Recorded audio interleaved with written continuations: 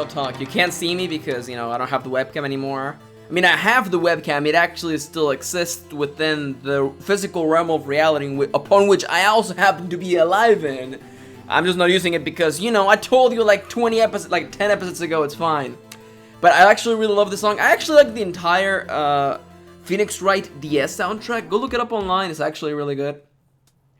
My favorite track is actually Logic and Tricks. Look it up, Logic and Tricks. You can probably go into YouTube and be like Phoenix Wright, Logic and Tricks. And this is a song that they play whenever they're explaining something, and it's really good. Like I get up in the mornings and like get my coffee, do my little like mental check-in where I start realizing, okay, you know, what needs to happen today, you know? What needs to get worked on today? And that song really gets me into the mood. Anyhow, hello there! Welcome back to Max Plays Phoenix Wright as Attorney! I'm your host, M. Kieran. On the previous episode, we used the power of deduction to find the holes in Miss Angel's star's testimony. Aha, you're right. Good show, Mr. Edgeworth. Hey, I was the one who came up with it. What a hunk. He's my hero, really. What about my objection? That no one noticed? Oh, that's so good. Well, witness. Oh, that's such a good lunchbox. You've got the crime scene set, right? Oh, thanks. I always believed that no one could ever mistake ketchup for blood, but now I realize that such mistakes are possible indeed. So, you're saying you mistook something for blood? The jacket?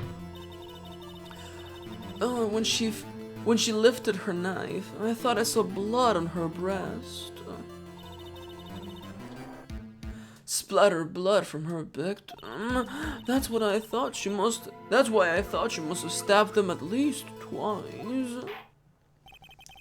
Then tell us what you saw, what you thought was blood. Testify. Oh my god, it's literally been like Angel's testimony part 6. Her red muffler looked like blood to me. That's how ghastly the whole scene was. Miss Torres turned out to be as short-tempered as she looked when we first met her. Challenging her abilities as a detective really set her off. The short wick burns out the fastest. It's a scientific fact. I wonder, wouldn't it depend on the size of the candle? Man, I mean, add more wax or something, and even add more wax, and even a really short wick will burn longer. Obviously, more scientific testing is required. Oh, she's such a nerd. Victim, the red muffler looked like blood to me. That's how ghastly the whole scene was. Her red muffler? Yes, like a scarf. The chief prosecutor always wears one around her neck. So she can be easily hanged and a moment. Oh my god. It's one of those things where like I saw that sentence and I was like, I'm reading this wrong. She can't be saying this. It is so she can be easily hanged at a moment's notice, I suppose. She's right. Miss Guy was wearing a red scarf, wasn't she? But wait, isn't it odd that you mistook that for splattered blood? Well, people often mistake my beard for a bib. A judge with a bib? That's why this place feels so much like kindergarten sometimes. Actually, I do think I saw some traces of blood on her chest. However, the autopsy report is clear on this matter. There was only one, and I do mean one, knife wound. Apparently, Miss Starr isn't entirely sure of her own testimony. Mr. Wright, this is our chance. Chance for what, I wonder? Miss Starr has turned out to be as short-tempered as she looked when we first met her. Okay, so clearly this is the last thing that has been added, so we have to find a way to break this. Ah, I missed it! The short wig burns twice as fast. It is, as a matter of fact, actually entirely about the amount of candle wax you've got. Her red muffler looked like blood to me. That's how ghastly the whole scene was.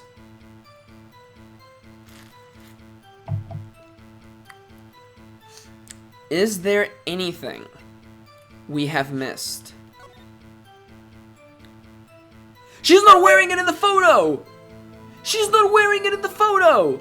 Oh, get wrecked! Get super wrecked!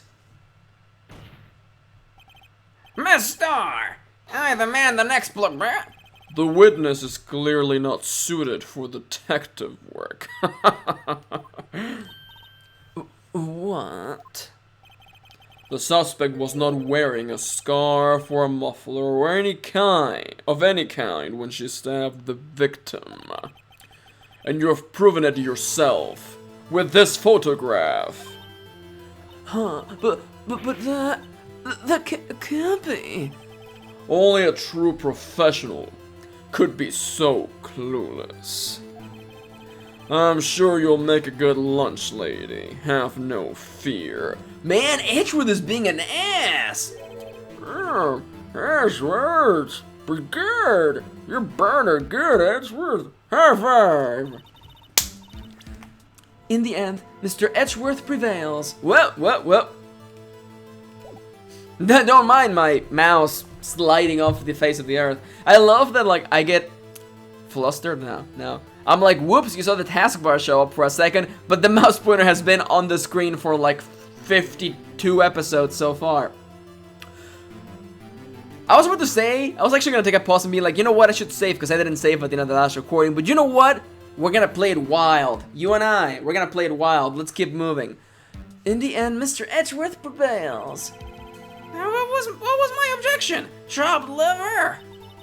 Well, but I was there. Scarf, no, not that. But something red. Really, I mean it. Well now, where were we? The witness has given us an entertaining interlude. Now, let's get back to business. To the feet. The Huns. Did you send me daughters when I asked for sons? You're the finest. No, you're not the finest bunch I've ever met. No, the song is actually entirely about something else. The opposite of that, actually. Them being not fine. That's a reference to I'm Gonna Make a Man Out of You from the fabulous Mulan movie. It's been like an episode and a half since the last time I made a musical reference, so it had to happen, you guys. What? Mulan is not even that good. Well, very well, witness. Continue your testimony, but hold back on the Disney references next time. You saw the crime and apprehended the suspect. Tell us about that. Very well. I do remember some things accurately, at least. Ultimately, we couldn't shake the most important part of her testimony. The most important part? Am I thinking out loud? The part where your sister stabs the victim! This next testimony might just be the moment of truth. Apprehending this. Oh my god, Angel Star's testimony, part 69. Let's go. After the murder, the suspect attempted to run behind a partition off to her side. I quickly caught her, of course, explained her rights to her, and arrested her on the spot. What about the freaking gosh doodly darn fence that's standing between the both of ya? Oh, she's not good. Oh, Angel, you're not good. And yes, when I arrested her, she mentioned the muffler. That's what had me confused in my earlier testimony. It's the truth. The chief prosecutor made to escape, but against Angel Star, resistance is futile. You're quite determined about the scarf, aren't you? I strike like a snake and bite like a cobra. That's me, Angel Star. That wasn't a very good metaphor. First of all, a cobra is kind of a snake. Don't bother me with the details unless you want to get bitten. No, thanks. I will pass on the whole being bitten business. I would rather get to work. Note to self, Attorney Wright gets bitten by a snake. The chief prosecutor tried to resist, but her efforts were in vain. She knocked my hands aside, kicked over an oil drum. An oil drum? Hard to imagine. Oh, she's beautiful, but deadly. A predator, this one. A leopard woman. Rawr. Very well, Mr. Wright, you may cross-examine her, I guess, if you want. I mean, it wasn't a very good testimony. Cross-examination! Alright. Apprehending the suspect. We're gonna push on the ones, we're gonna run through, and then we'll call her out on her BS. So where is this partition on the floor plans? I'm sure she means this wall next to the car. That's right.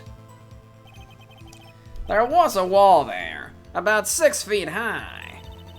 She was obviously trying to hide herself. Quite a natural thing for a criminal to do. If it was premeditated, wouldn't she have thought of an escape plan? And what did you do then? I like when the dialogue leads back into this. We're gonna skip this, and we're gonna ask that. Actually, we can actually ask on this one. Actually, yeah, you apprehended her clearly. You say it quickly. Were you close to the suspect? As I just said, I was only 30 feet away from her the whole time. Maybe I should press her for more details? Nah. Excuse me, I'm trying to suppress a sneeze, the most powerful sneeze of all time, but you know what? I'm good. How far away was she when she witnessed the murder? I guess I could just look at the picture to find out. Yeah, it's telling us to check the picture. Very well, you may continue with your testimony. When I arrested her, she mentioned the muffler. That's the last thing. She mentioned the muffler? What exactly did she say? If I remembered correctly, I would have told you in my testimony.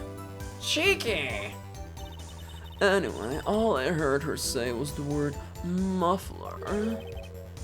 Just that one word. So, what you heard wasn't the suspect talking to you, but to someone else. Yes, the chief prosecutor was talking on her phone. Her phone? You mean this cell phone? Ah! I didn't mean to click on this! My phone? Do you mean this cell phone discovered at the crime scene? Oh yes, ultimately. My memory. It's like a salmon heading upstream, you see. No, the quote doesn't seem a star. The chief prosecutor first attempted to use the phone hanging on the wall. On the wall? That's right. Near the car. There was an emergency phone on the wall.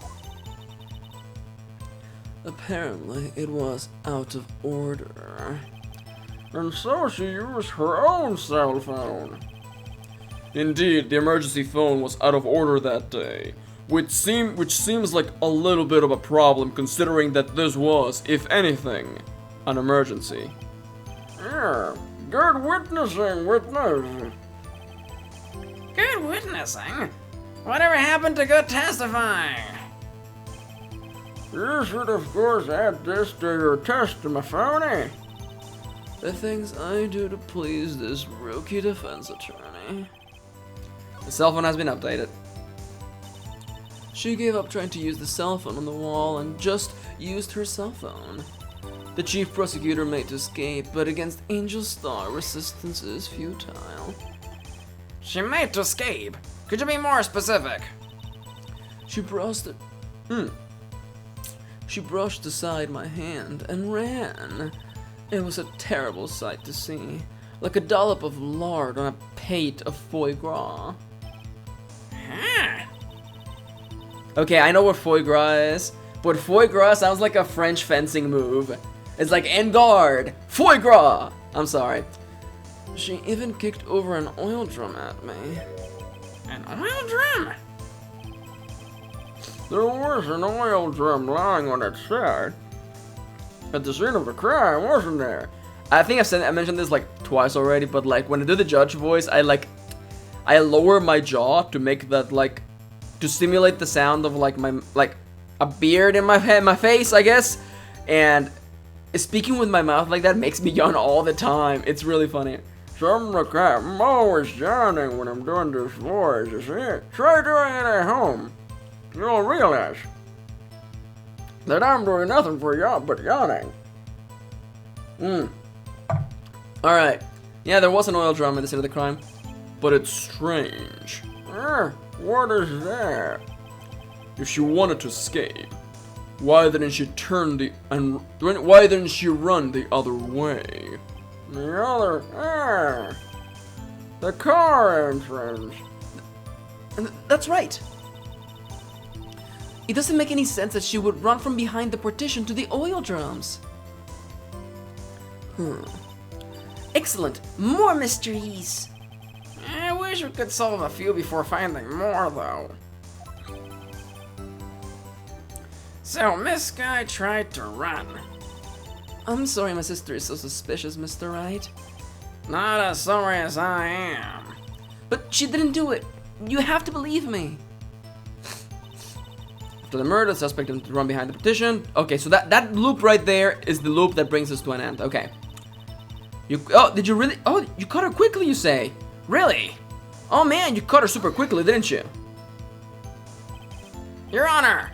Wait, what? Oh, you know what? I think I have to actually push her. Ah, darn it. Yo, you know what I'm saying though, right? People at home? Okay, the one before this. I quickly caught her, arrested her on the spot. I'm gonna press twice on this. You say it quickly. Were you close to the suspect? 30 feet away. Maybe should have pressed. Press her. I'd like to see this on the floor plans, just to be safe. Yeah, okay, this song is Logic and Tricks. I love this song. The Lunchland car was. She was a visitor, thus she was parked in B block. So you witnessed the murder from here? What is the W? Oh, witness, okay. That would make it about 30 feet from the car indeed, yes. Is that correct, mister? Yes, that's right. But there was a chain link fence in front of you. I went over it, of course. Amazing! A cuff-up queen lunch lady athlete indeed. It would have taken her a little to climb over the fence. Ah, this is what gives freaking Lana enough time to call the phone. Darn it. So she couldn't have gotten to my sister that fast. Yeah, that fence was about 9 feet high, too. How come Miss Sky didn't get away? How come Miss... Darn it! She gave up trying to use the phone on the wall and just used her cell phone. Okay, this right here, this is it. She gave up trying to use the phone and used her cell phone. Do you think you could restate your testimony for the court? Yeah, of course, that was kind of like a judge and Phoenix combination voice there for a sec. I was going to ask the same thing. I'll only say this one time, so listen closely. Rookies. I love this. This is cute. The chief prosecutor stabbed the victim and ran behind the partition. Then she picked up the emergency phone on the wall, but it was clearly out of order. How would you know that? How would you know that she went to call? So she pulled her own cell phone out of her pocket. And during that time, you climbed over the chain link fence. Ah, that's cute, that's cute, this is cute. And then I boldly grabbed her arm. The chief prosecutor hung up her phone. And you saw her doing this? What is it, Mr. Wright? Oh. How did you see that again, with there being a wall and all? Yeah! I have to conclude that you have a personal grudge against Miss Lana Sky. The witness is a former detective. Her testimony is unmarred by personal bias. Well, who would have thought you would be my knight in shining armor, Prosecutor Edgeworth? You, who together with the chief prosecutor, kicked me out 2 years ago. Huh. Well, Miss Starr, this is a fatal contradiction with your testimony. How do you explain this? Huh? I don't know what you're talking about. Mess with me, and I'll make you cuff it all up. Ahem. Let's look at the floor plans together one more time. You said you witnessed the crime from this point. However, if that is true, you couldn't possibly have seen Miss Sky making that phone call. I believe you see what I'm getting at. That emergency phone was on the back side of this partition. If indeed you're wearing B-block, you couldn't have seen it. What? Order! What's the meaning of this? It's simple, Your Honor. She's not coughing up lunch, she's coughing up lies! That's quite a claim, Mr. Wright. Perhaps you will allow me one question. Tell us exactly what lie this witness has told the court. Here's where the counterattack begins. I can't afford to get this wrong. The witness lied about...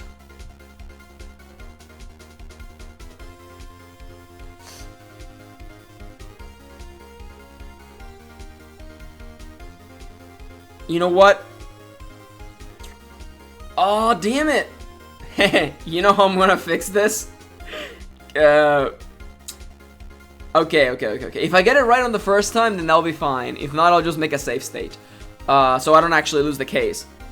So she's lying about what she saw, where she saw it, or the order of the events. I'm actually thinking that, like, where she saw it makes more sense, because she could have seen everything from the security booth, and we know her boyfriend was there, so I'm gonna go with that. She tried to use the emergency phone, but it was out of order. What is significant about this fact? Nothing. It will be pointless for her to lie about it.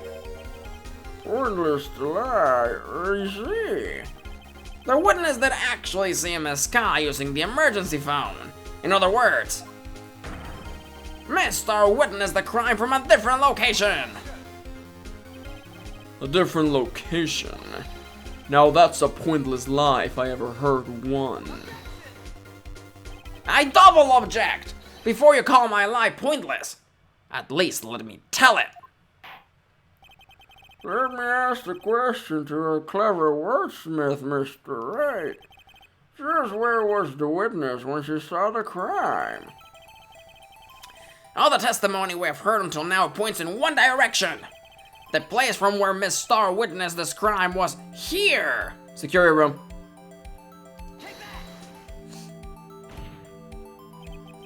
This is the only place where she could have been. A security guard room? Indeed. The security room in the park or on the underground parking lot is well positioned. It's built on the second level, so you can see the entire lot.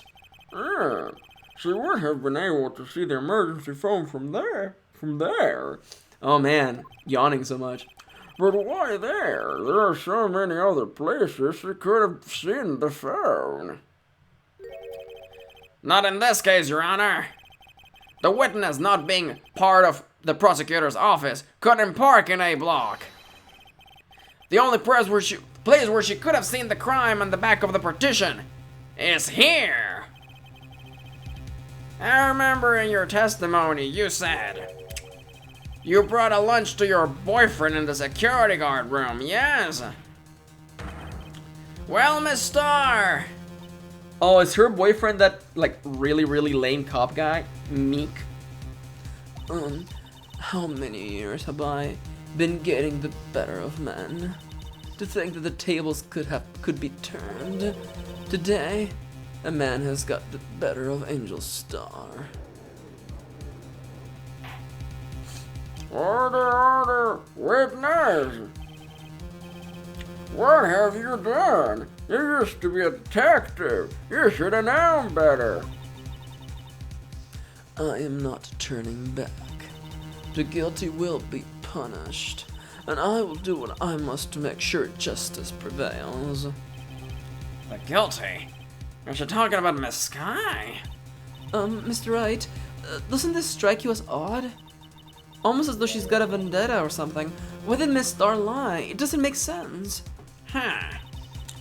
She could have just said she saw the crime from the security guard station. No, the voice changed a little bit. It wouldn't change anything. Scientifically speaking. Exactly. This photograph tells all. It was a defendant who stabbed the victim.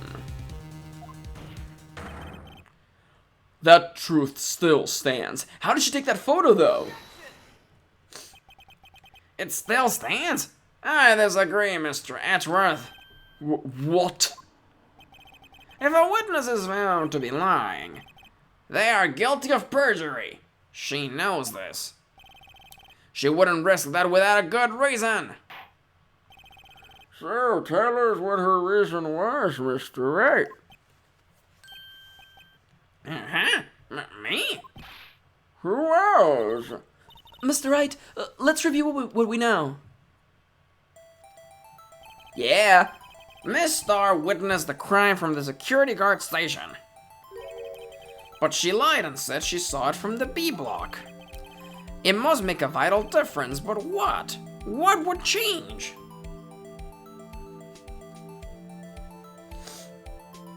It's the distance to the crime, because her being right there meant that she could have just stopped it from the beginning, because she would have seen that happening. The angle of view to the crime. Distance to the crime. Difference in lighting. I don't think it's this. Okay. We have already established that the angle of view. Is there a reason why she wouldn't want us to think that she was able to see everything? Okay, what is more likely? That she wanted to lie about the distance between her and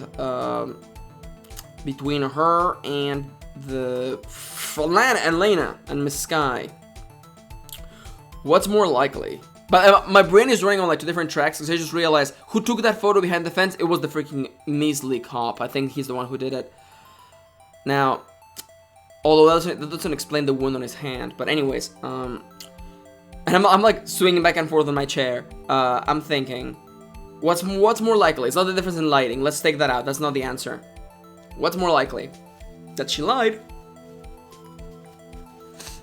in order so that people wouldn't know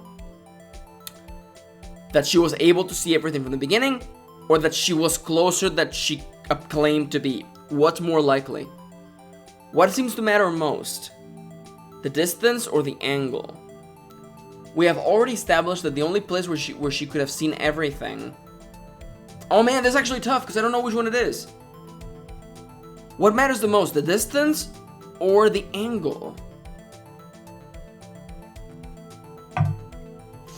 What matters the most? What would have gotten her in more trouble?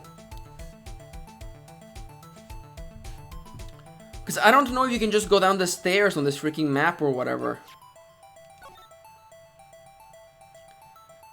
You go down the stairs and boom, there you go. You go and stop her, as opposed to fences, but... I think the only one that we have established is the angle. The distance, I'm not sure, because it's still like 30 feet. It's probably actually farther away. Did I nail it? Why? The angle at which she saw the crimes occur would change. The angle? What do you mean?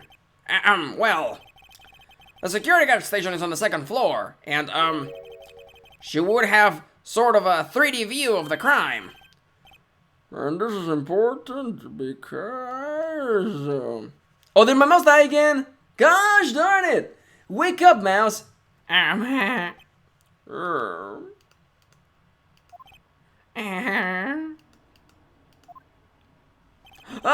Perhaps you'd like to reconsider, Mr. Wright? Okay, I'm gonna make a save state and I'll be right back. And I'm back.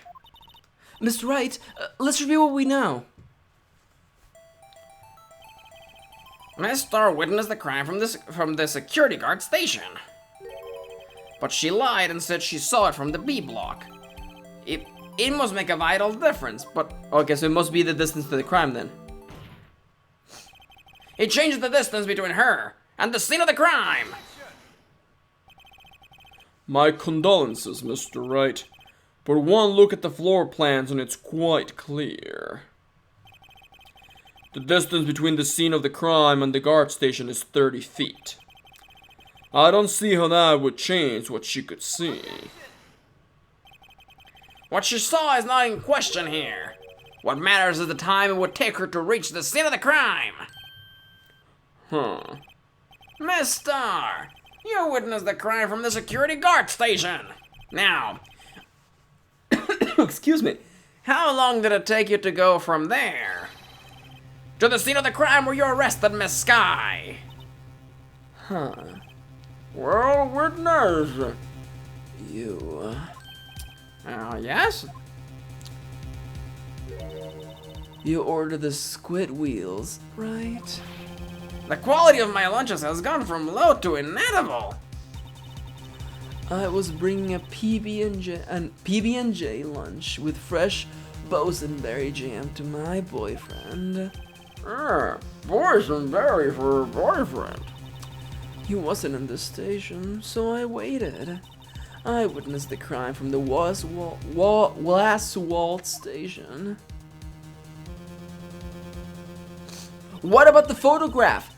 And before I knew what was going on, I found myself running towards the scene.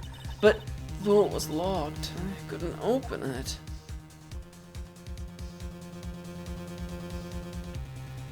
No, this is silly. This is downright silly. Also, this parking lot only holds 6 cars. That's why I had to go through the visitors parking in B block. That's quite a detour.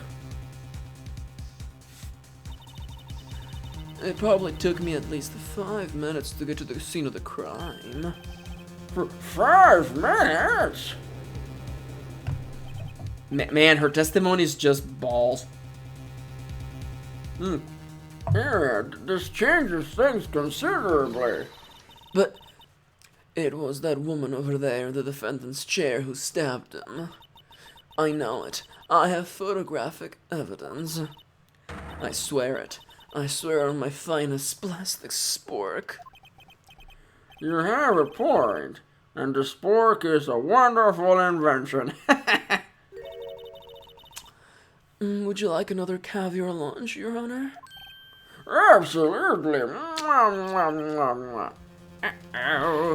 Mr. Wright, you have to do something. Do I have any evidence to stop this? Okay, I have to clearly I have to raise an objection. Clearly, right? Now, She said it took her 5 minutes.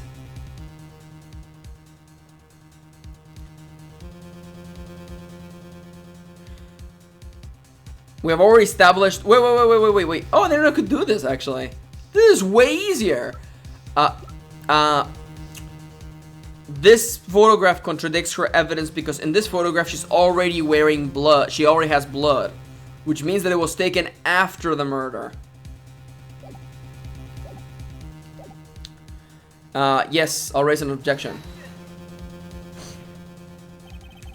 5 minutes between the witnessing of the murder and the arrest. Think about it. You could make pasta in that amount of time. If you like it al dente.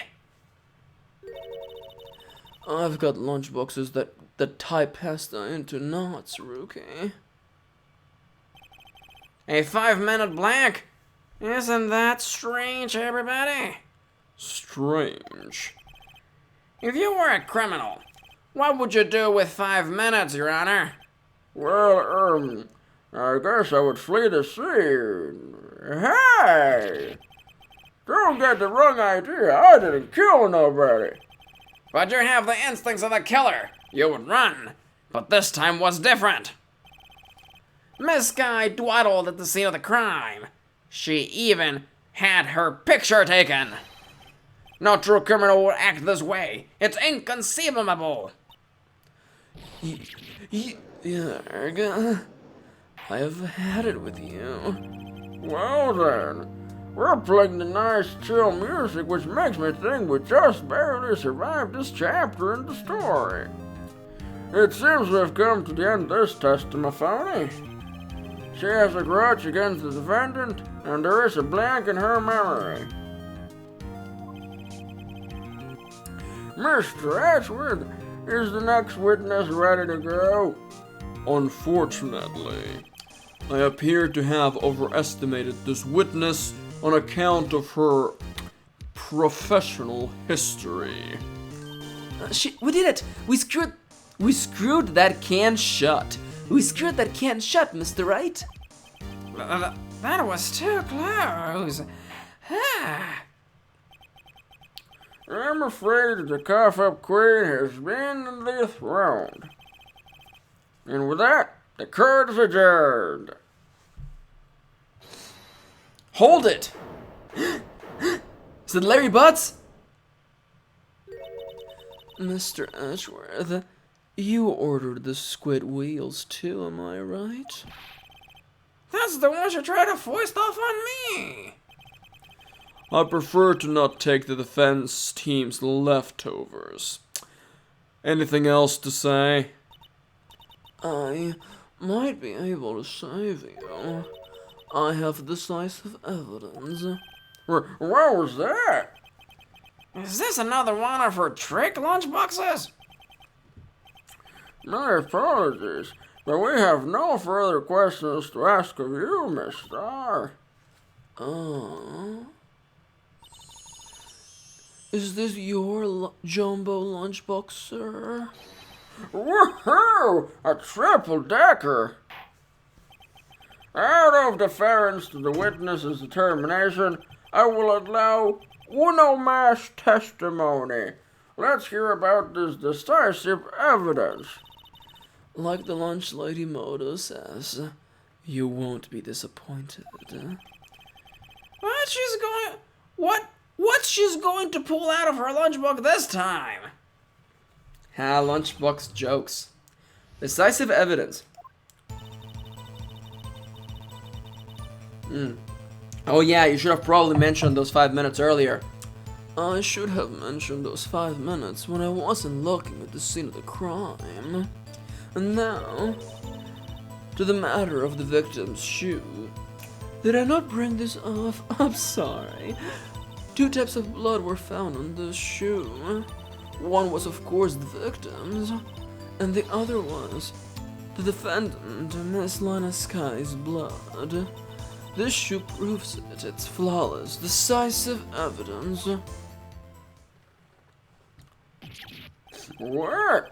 There was blood found on that shoe?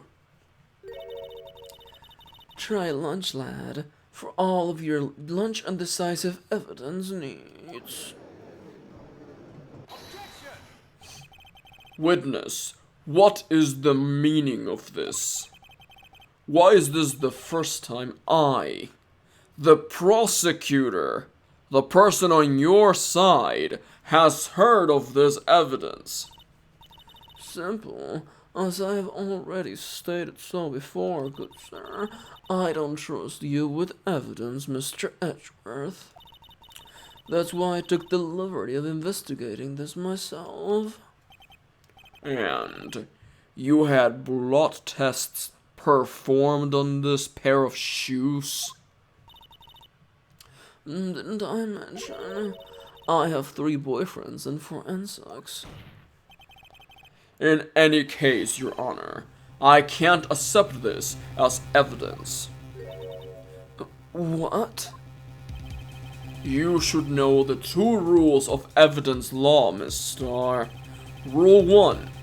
No evidence shall be shown without the approval of the police department. In other words, this shoe is illegal evidence, at least for the time being. Is that right, Mr. Wright? It seems so. Edgeworth sure is celebrating. Not so fast, Mr. Edgeworth. Huh. Don't forget, I used to be a detective. As I mentioned previously, this shoe has already been tested by a member of the forensics department. As you can see, it was approved by the police department as of today. Even the general public can produce official evidence, Mr. Edgeworth. No. Is that right, Mr. Wright? It seems so. Edgeworth is looking pretty sullen. You could at least study some evidence law, really. The prosecution's complaints notwithstanding, it appears that this evidence satisfies the first rule of evidence law. Well, it seems you have yet another count against your witness. Anything to ensure that the guilty are properly judged. The victim's shoe. Very well, Mr. Wright, you may cross-examine the witness. Her shoes are black! Oh, you're fired! You're so mega fired! Oh god, get out of here! Cross-examination! I like that, like, really casually, I was just like, let me check the freaking picture. I should have mentioned those 5 minutes when I wasn't looking at the crime scene. And now the matter of the victim's shoe. Did I not bring this up? 2 types of blood were found on the shoe. One was, of course, the victim's. And the other was defendant Miss Lana Sky's blood. I'm gonna just do a save state really quickly to make sure that I don't, die by showing things too early. I'll be right back. And I'm back! Sky's blood. This shoe proves it. It's flawless, decisive evidence. That's the one, okay. That's pretty sly, hiding evidence like that. There's nothing sly about a lawyer using the law as a weapon. In any case, science is always on our side, Mr. Wright. Don't forget, scientific investigation is the wave of the future. Maybe I should investigate this evidence a little more closely. Her shoes are freaking black, not white. The shoe proves it. It is flawless. I'm gonna press on this. Hopefully, maybe we'll get the chance to explain. I can't let this evidence go through without a fight. You ordered the peppered fish guts, am I right, Mr. Wright? Some like it hot, Mr. Wright. Some like your client. She's in enough hot water to make a whole batch of soup. Mr. Wright, do you or don't you have a problem with these shoes? A problem? This is critical. What's wrong with the victim's shoes? There is a problem. If I'm not imagining things, I would say there is one critical problem with this evidence. A clear contradiction! That gleam in your eyes. You're still young, rookie. I would give you a peppered fish gut now. But you couldn't take the heat, could you? Let's hear what Mr. Wright has to say, everybody. What is contradictory about the victim's shoes? So is the problem with this evidence?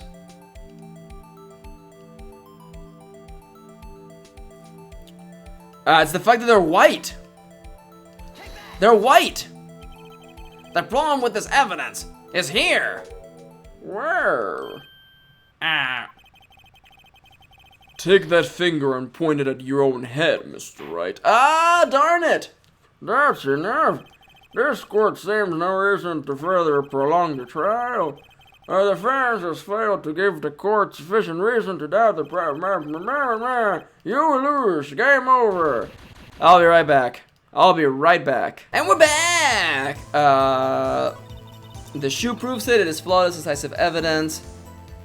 We have to press on this. Can this evidence go through without a fight? I'm gonna have my mouse like right here to make sure that like I don't click on anywhere else. She's in hot water. Sure, she can make soup. What's wrong with the shoe?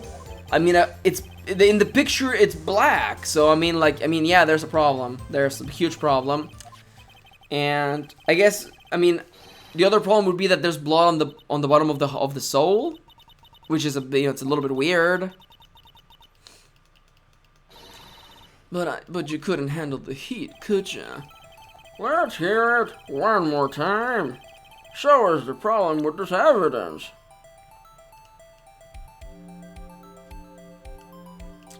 It's gotta be the fact that like the blood is actually underneath the sole, actually. That seems like the only thing that would actually make sense. Yeah. I wonder if you noticed. Wait a minute. Could we have actually we could have actually totally inspected the shoes. Oh. Well, I feel silly. What's the dialogue for this? Huh? There's blood here too. On the sole of the shoe. It's got to be the victim's. He must have stepped in a puddle of his own blood. Oh, wait a minute. No, these are not Lena's shoes. These are the victim's shoes. Dead man. Oh, I feel silly. All this blood. It's horrible. Huh. This blood might be an important clue. He stepped in a pool of his own blood. Yeah, it's the victim's shoes. Okay. You got me.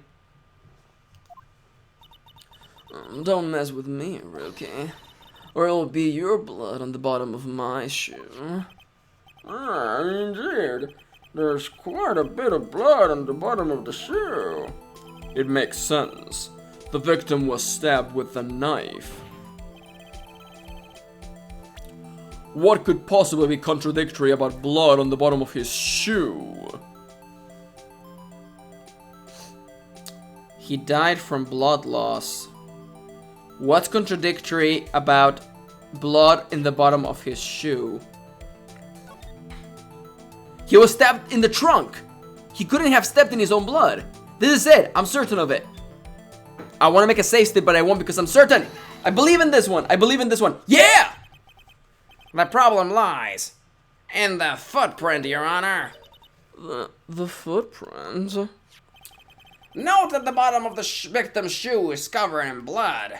Then, isn't it a little strange, Your Honor? Why weren't there any bloody footprints found by the scene of the crime? As you can see, there were no traces of any such footprints at the scene of the crime. That contradicts your claim about this shoe. This picture only shows part of the floor, so there could have been bloody footprints somewhere else. Double objection! If there were bloody prints, they would have been found. We checked the scene and found nothing of the sort. Order. Well, witness. Excuse me. It's a little late. And the judge just makes me yawn every time. Alright, I got my tea. Let's focus. We're almost done with this episode. What? Huh? Great going, Mr. Wright, but it's true that the lack of a footprint is a contradiction. But then we have to ask why there wasn't a footprint. Huh? That's true. There has to be a reason why there wasn't a footprint. Think, Mr. Wright, think. Huh. Hey, I don't know why it's not there. I'm just good at finding contradictions. What?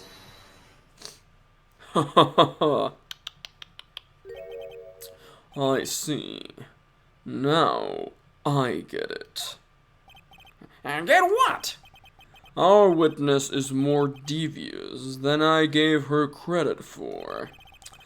We were hoodwinked to the very end. But she slipped. There is one vital hint to the truth in her testimony. What are you talking about? Think back to when she told us about apprehending the suspect.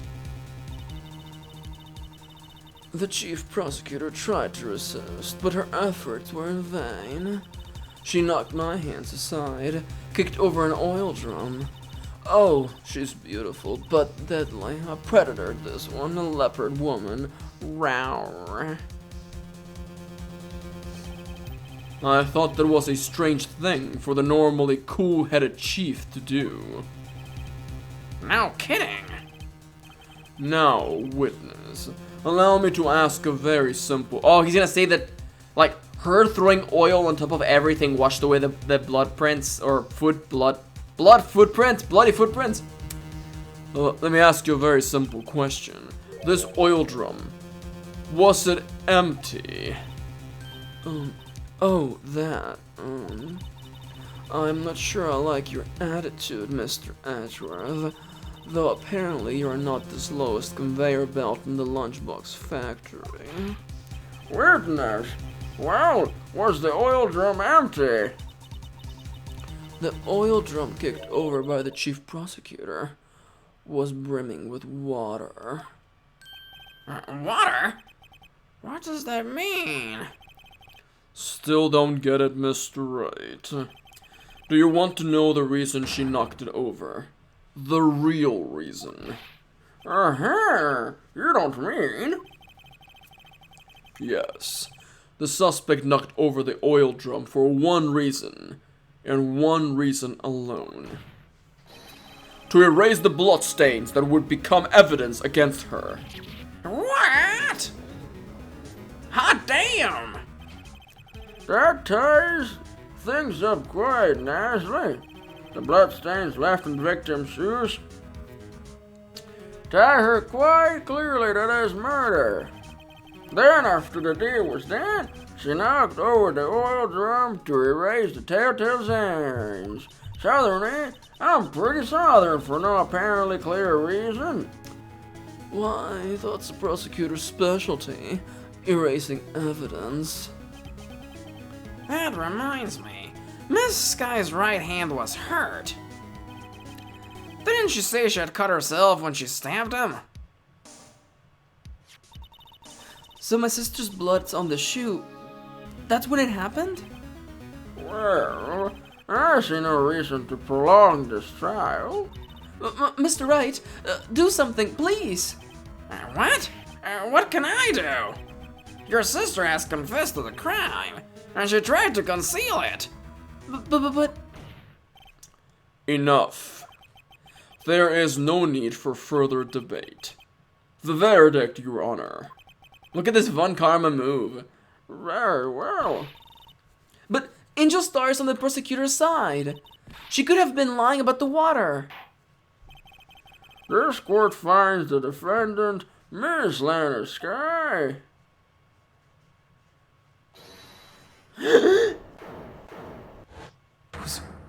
What, again? Little girl, what did you just say? Me? Did you say that I, Angel Star, was on the prosecutor's side? Well, yeah, you are. You're saying my sister hid evidence by erasing the bloody footprints. Excuse me. I can English. Yes, I can English. Well, I thought you had had your fill, but here you are, demanding a second helping. Another lunchbox. A lunchbox called evidence. Wait, witness, don't tell me you have something else. You have reached your verdict, Your Honor. Any further comments will be held in contempt of court. Your threats don't scare the cuff-up queen. Look at this. How the hell do you take that photograph? A photograph? I had this just in case anyone had the gall to suggest that the white shoe didn't belong to the victim. I see no room for error in this evidence. Mr. Wright, wait! Look at the asphalt in this photo. Hey, it's clearly wet.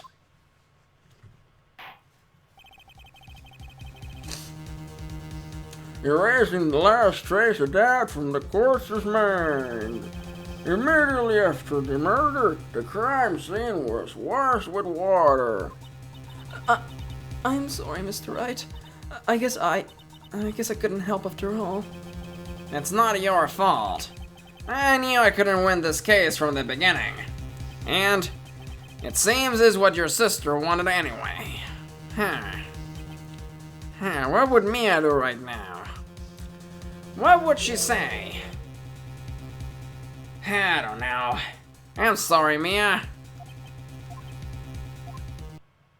Right. Wet or not. Don't be so quick to throw in the towel. Huh? I have psychic powers! Get yourself up off the asphalt. Take another good look. Don't give up. Not until the bitter end. This is the last piece of evidence. Very well, this time I would like to declare a verdict for good.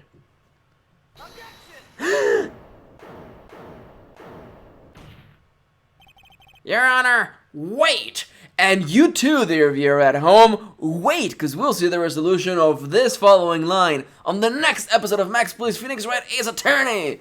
Thank you for watching, and I'll see you on the next one.